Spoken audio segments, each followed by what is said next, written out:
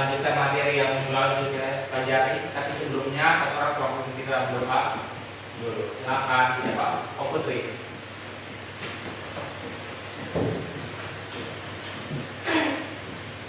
Mari kita berangkat berdoa kita. Terima kasih Tuhan Yesus untuk kami satu Tuhan, kami akan memulai pelajaran kami, pelajaran dunia, kami mau Yesus berkati Tuhan dari awal hingga berakhir dengan baik Tuhan. Terima kasih ada yang Amin. Oke, baik. Terima kasih banyak Putri sudah memimpin kita dalam doa. Oke, sebelumnya saya absen dulu ya.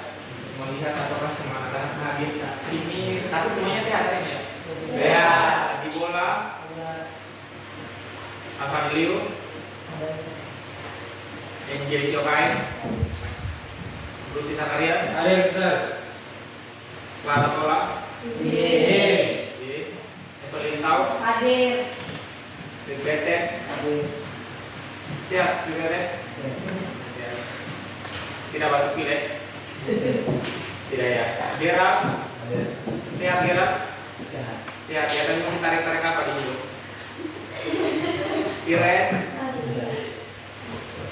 Jordi. Hadir. Katrin. Hadir.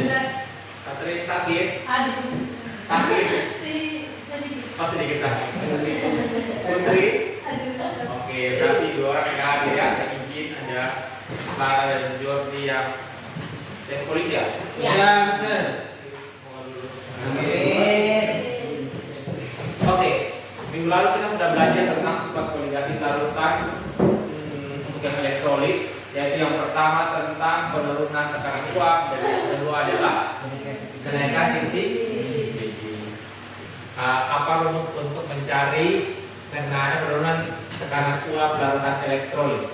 Evelyn. Berarti sama dengan C kali P0 kali dikali Oke, selanjutnya tentang kenaikan titik didih. Siapa yang tahu rumus kenaikan titik didih? Siapa? Oke, terus M kali KB.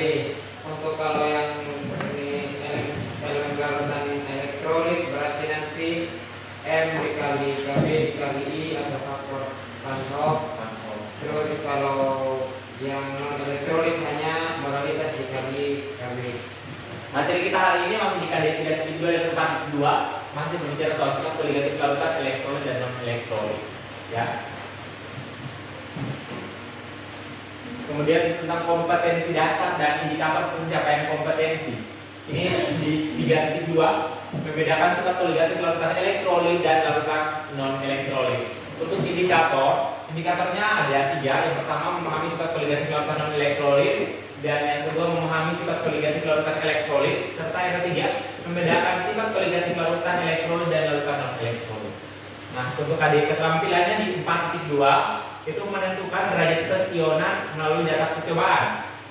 Indikatornya adalah menentukan derajat keionan melalui data percobaan. Ya. Next. Oke. Ini tujuan pembelajarannya. Nah, ada 3 tujuan pembelajaran yang kita capai. Jadi setelah mempelajari materi ini diharapkan itu kalian yang pertama bisa membedakan sifat koligatif larutan elektrolit dan elektrolit. Terus yang kedua dapat merumuskan faktor Van Hoff, khususnya untuk pertemuan hari ini kita akan berbicara soal penurunan titik beku dan tekanan osmosis untuk larutan elektrolit. Dan yang ketiga menggunakan faktor Van Hoff dalam perhitungan sifat koligatif larutan elektrolit untuk penurunan tekanan atau penurunan titik beku dan tekanan osmotik. Sekarang saya akan bagi kelompok lagi untuk pembelajaran kali ini. Nah, kelompoknya masih sama seperti kelompok yang minggu yang lalu ya. Sehingga mempermudah kalian ini cuma melanjutkan materi yang minggu lalu. Saya akan bekali kalian dengan LKPD ya. Nah, untuk LKPD ini kalau langsung itu namanya biar jangan terlupa.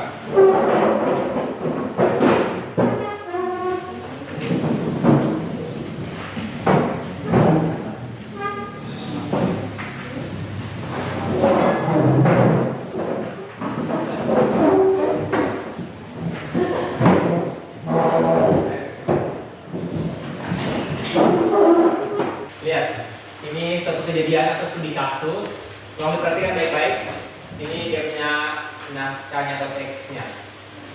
Di daerah beriklim dingin, ke dalam radiator biasanya ditambahkan etilen glikol.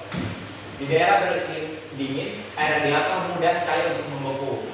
Jika keadaan ini dibiarkan, maka radiator kendaraan akan cepat rusak.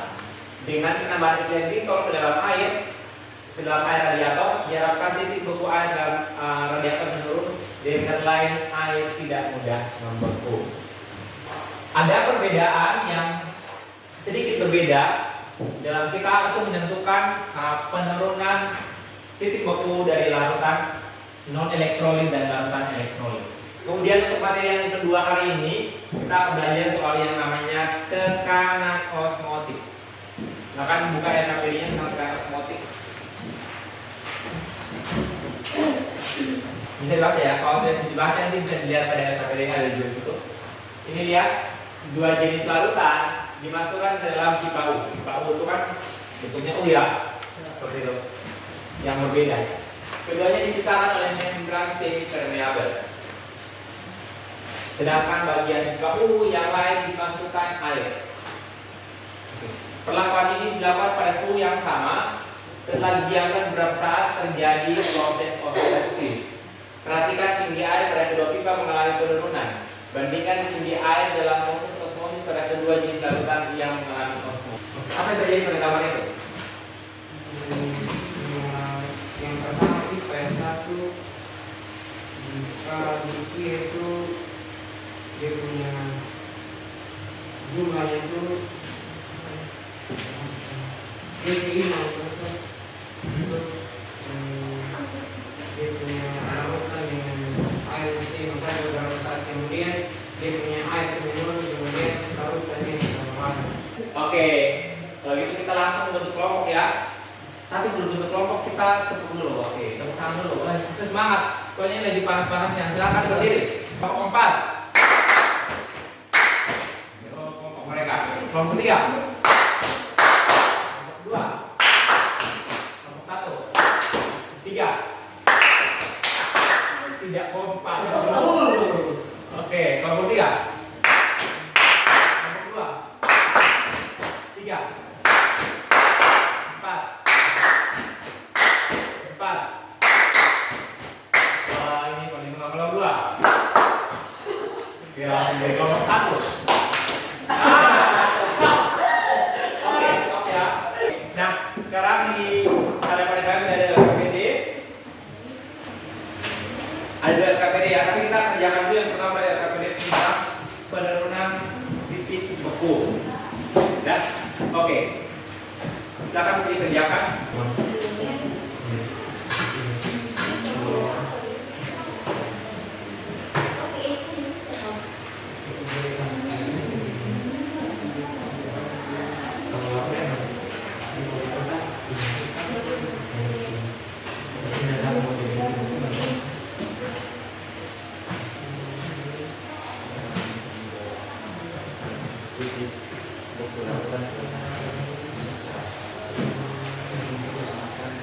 Titik pelar terhitung dari titik pelar A menunjukkan di titik beku yaitu 100.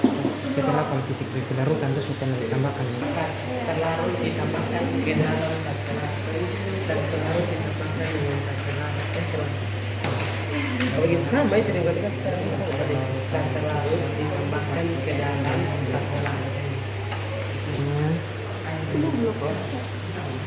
Sonde suprosan karena ini suatu glukosa biasa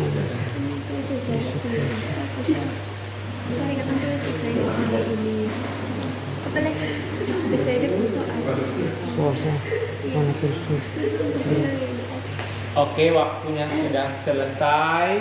Apakah semua sudah mengerjakan LKPD-nya dengan baik? Sudah? Sudah. Oke. Jadi, kami akan menjelaskan mengenai penurunan titik beku. Jadi yang pertama itu ada sebuah fenomena, dan yang kedua buat permasalahan masalahnya. Nyatakan permasalahan tersebut dalam bentuk pertanyaan.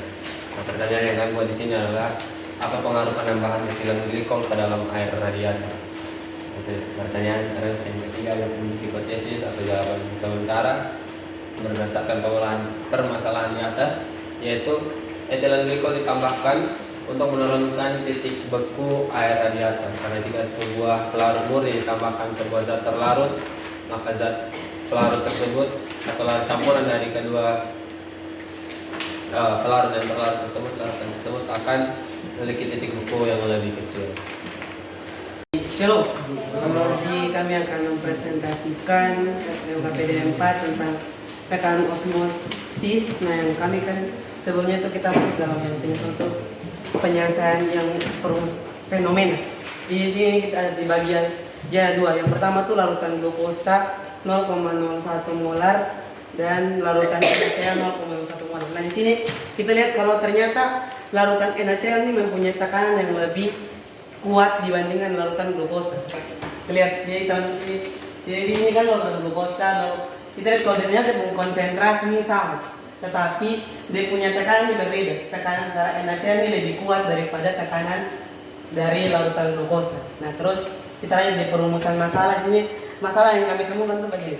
Mengapa larutan glukosa dan larutan NaCl yang mempunyai konsentrasi yang sama tetapi tekanannya berbeda?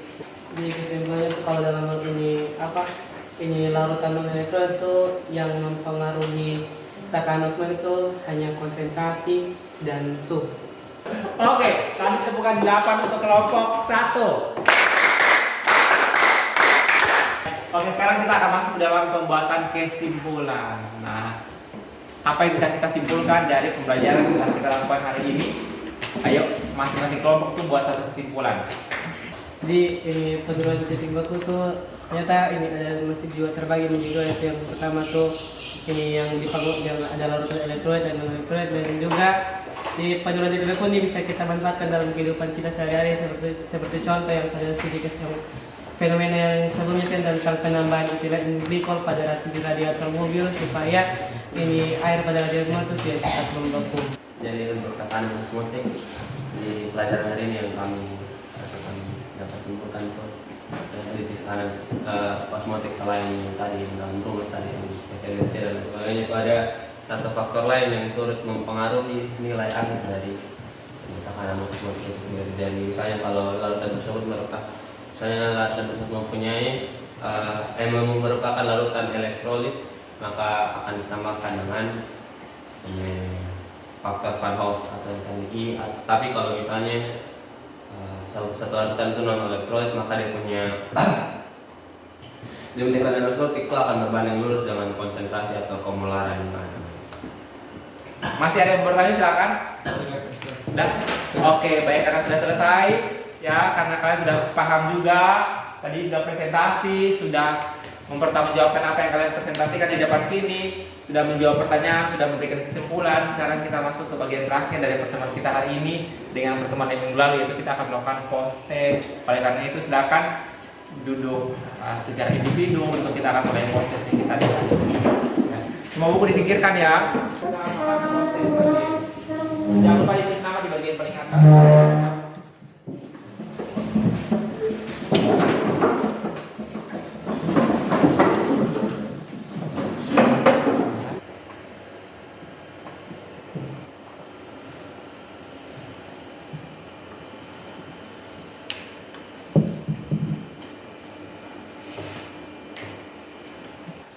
Sudah semua? Sudah? Oke, boleh. Sekarang dikumpulkan.